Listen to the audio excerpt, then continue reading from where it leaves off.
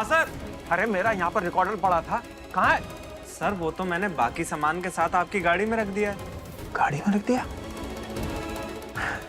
ठीक है, जाओ। जी सर। प्रिंसिपल सर सा शायद पहले से ही परेशान थे, इसीलिए इतना चिल्ला गए। उनसे मिलकर उन्हें शांति से समझाती हूँ, शायद मान जाए।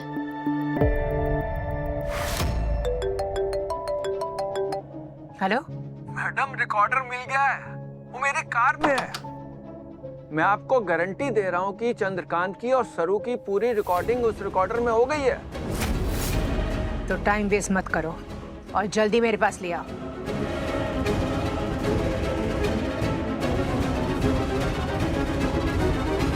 इसका मतलब मारी और चंद्रकांत सा के कैबिन वाली बात रिकॉर्ड हो गई है। अगर वो रिकॉर्डिंग किसी के हाथ में लगी तो सच सामने आ जाएगा। सबको पता चल जाएगा कि मैं चंद्रकांत सा की बेटी ना हूँ, उस घर की असली वारिस ना हूँ। और फिर दादी सा की तबीयत, ना ना, सब कुछ बर्बाद हो जाएगा। मैं ये होने ना दे सकूं। क्या करूं?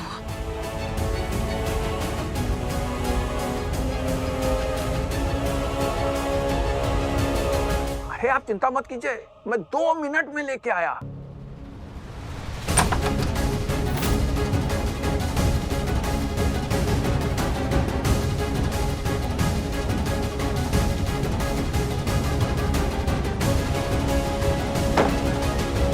अरे मोहन, सरू, सरू, इस सरू ने ही बंद किया होगा। अरे कोई है क्या इधर?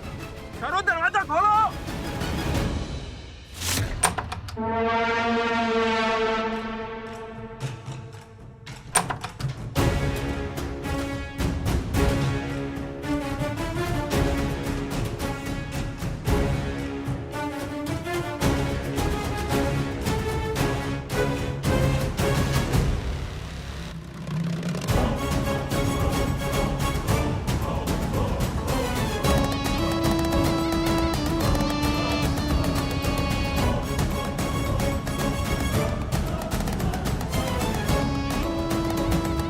चंद्रकांत पक्का सरू को लेकर कुछ छुपा रहा है। उसके फोन से कुछ तो क्लू मिलेगा।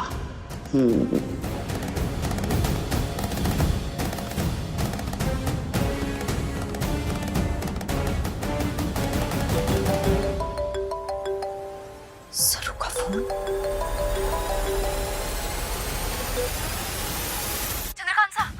चंद्रकांत सा एक बहुत बड़ी गड़बड़ हो गई है। हमने उस दिन प्रिंसिपल सर के केबिन में जो बात की थी ना, वो पूरी की पूरी बात रिकॉर्ड हो गई है। और कामिनी जी भी अठई है। अगर उनके हाथ में वो रिकॉर्डिंग लग गई ना, तो हमारा भांडा फूट जाएगा और उन्हें पता चल जाएगा कि मैं आपकी असली बेटी ना हूँ।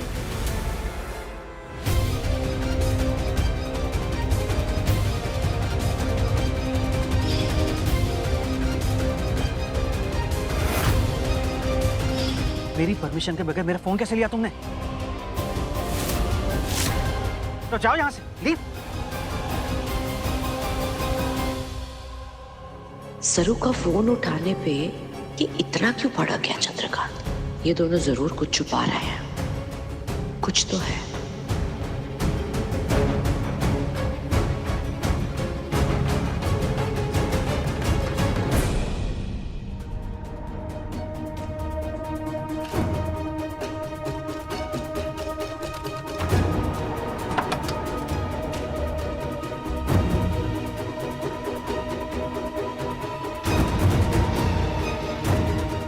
स्वरूप बेटा, जब तक मेरी आवाज ना सुनो फोन पे कुछ बोला मत करो। तो थैंक गॉड मैं सही टाइम पे आ गया और मैंने उर्मिला के हाथ से फोन छीन लिया, वरना उसे सब कुछ पता चल जाता।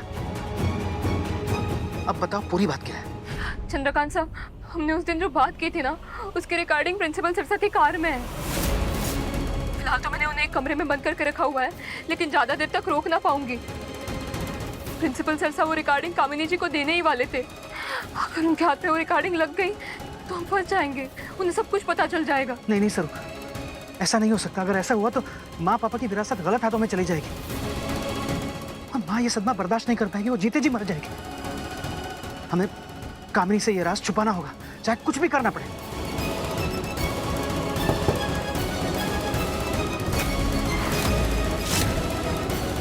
मोहन, कहाँ मर गया ये?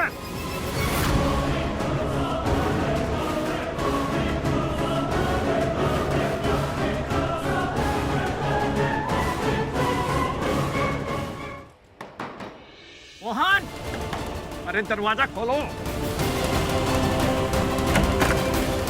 प्रिंसिपल साहब आप यहाँ कैसे?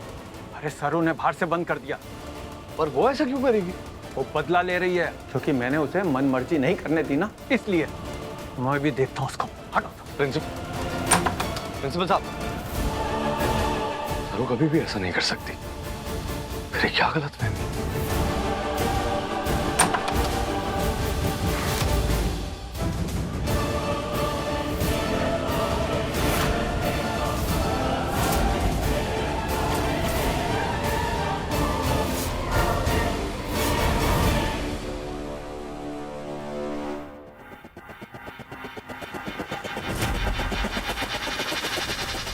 चंद्रकांत साहब, ये रिकॉर्डर तो गाड़ी की सीट पे ही है। हाँ तो जल्दी से निकालो उसे। लेकिन बिना गाड़ी की चाबी हम दरवाजा कैसे खोलेंगे? सरू कुछ भी करो, किसी भी तरह से उसे निकालो। वो रिकॉर्डिंग कामिनी जी के हाथ नहीं लगना चाहिए। कुछ भी करो, साम दाम दंड भेद, लेकिन उसे प्लीज निकालो। अच्छा अच्छा ठीक है, मैं कुछ करती हूँ।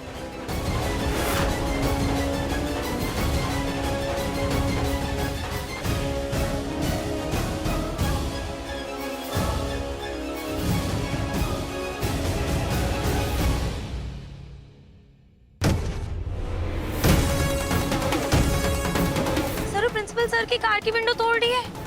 Wow, that is so daring.